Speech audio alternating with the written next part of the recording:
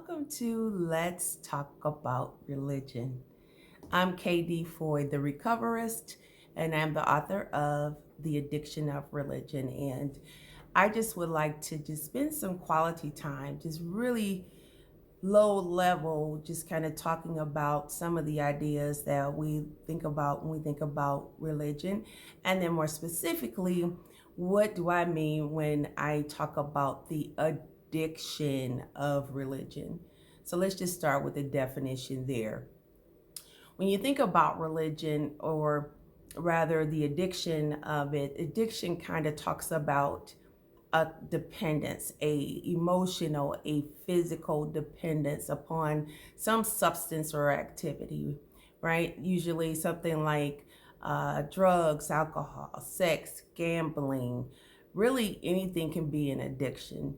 When your dependence on that particular thing or that substance is something that prevents you from being able to behave or perform normally in its absence. So basically that's what makes it an addiction is if you cannot live without this thing, this person, this substance, this drink, this alcohol, this religion, then you might have an addiction.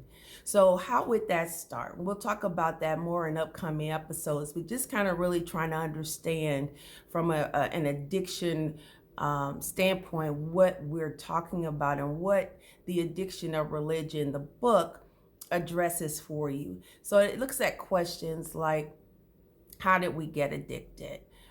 Where did this all start? And what's the history of all of the religions as they relate to where we were in time, where you live geographically, cults, any aspect of religion that you could consider or particularly have access to or be a part of.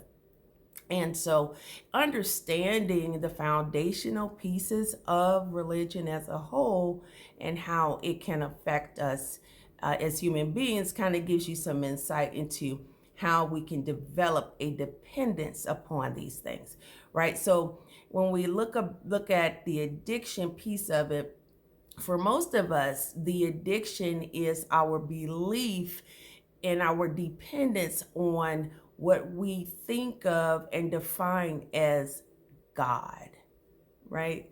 So the idea of God as a sovereign being, a deity that is the creator and is over all of us and kind of governs our behavior and metes out punishment when necessary, and likewise rewards when those are appropriate according to its whimsy.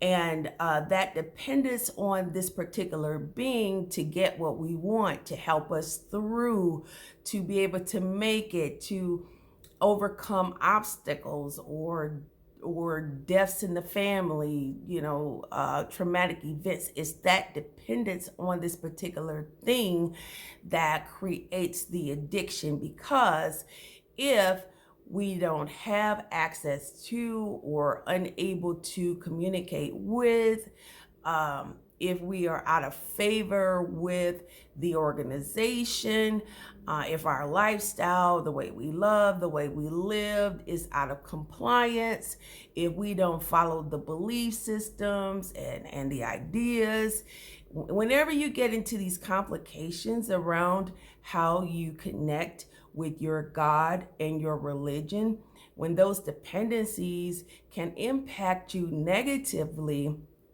in your way of being and your way of existing and your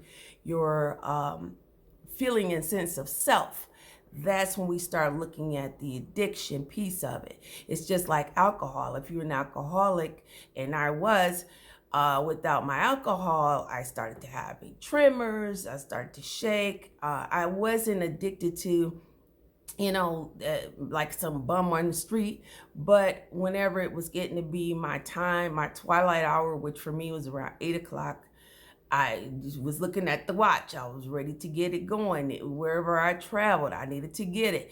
So it's that same kind of dependency, both mentally and in some cases physically, upon these ideas of religion, whether it's the rituals, the prayers, the social aspect. Is that dependence upon those things that we are looking at when we look at it from an addiction standpoint, especially if, and really only if, you have had negative impact as a result of that dependence. If you are a member of a religious organization and everything is great, hunky-dory, you're happy, you're probably not going to be watching this video. So if you found yourself in a position where you were not accepted by your religion, or because of your lifestyle choices, or you're being forced to participate in rituals or marriages or study or practices that don't sit well with you, that you don't agree with, but you feel obligated to perform, then we're looking at an addiction. And I hope that kind of clears it up for you. Please stay tuned next week when we get into some of the debate questions, but I'll be looking forward to seeing you here, same place, same time.